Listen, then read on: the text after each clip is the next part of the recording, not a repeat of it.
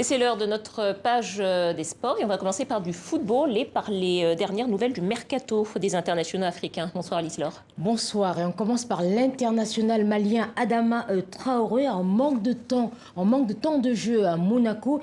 Il rejoint le club d'ET Sport en Super League en Turquie. Contrat donc de 2 ans pour ce milieu de terrain de 25 ans. Et puis on parle de l'arrivée imminente du gardien Edouard Mendy à Chelsea après une saison passée à Rennes. Le montant du transfert de l'international sénégalais serait de 25 millions d'euros. Et puis au Maroc, le Wydad de Casablanca s'est séparé de son entraîneur espagnol, c'est ça? C'est ça, Juan Carlos Garrido ne disputera pas la demi-finale allée de la Ligue des Champions contre Al Ahly. Le technicien espagnol de 51 ans quitte la formation marocaine après seulement 7 mois et pour l'instant, on ne connaît pas le nom de son remplaçant.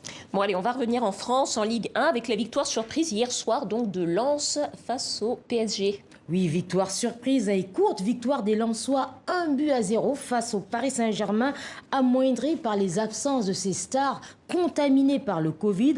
Le PSG qui entame donc sa saison par un revers.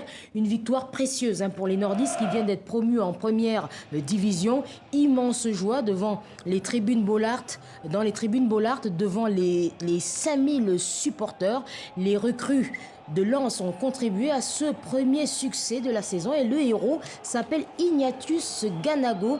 L'attaquant et international camerounais a profité à la 57e minute d'une mauvaise relance du gardien du PSG et il raconte à Karim Baldé comment il a inscrit son but. J'ai fait semblant d'aller à droite, j'ai vu qu'il allait jouer sur Verratti et tout de suite j'ai déjà anticipé, j'ai fait un contrôle, un deuxième et j'ai frappé direct. Et après, moi j'aime bien les gros matchs. C'est des matchs où il faut se faire voir. C'est des matchs où il faut tout donner. Bon, franchement, on savait que ça allait être dur pour nous. On le savait déjà. Même sans Neymar, Mbappé, et ça s'est vu que Paris, ils ont une très bonne équipe. Donc voilà, on a subi, on s'est serré les coudes. On était compact.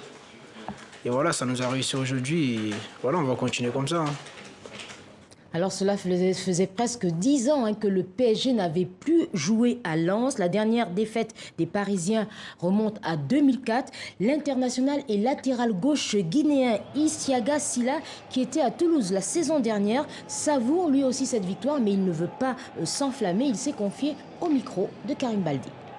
Dans le jeu, on a vu qu'il y avait un peu de fatigue par rapport à tout ça. Peut-être pour la Ligue des Champions, ils ont fait au moins 2 semaines, 3 semaines, ils n'ont pas joué. Et on sait qu'il y avait de la fatigue, tout et tout. Et on a profité par rapport à ça. Tout le monde est content. Et voilà, parce qu'on a fait une bonne semaine d'entraînement et ça nous a aidé aujourd'hui pour le match contre Paris. On sait que ce n'est pas encore fini. Et on a un match dimanche contre Lorient. Et là, on va bien récupérer pour dimanche.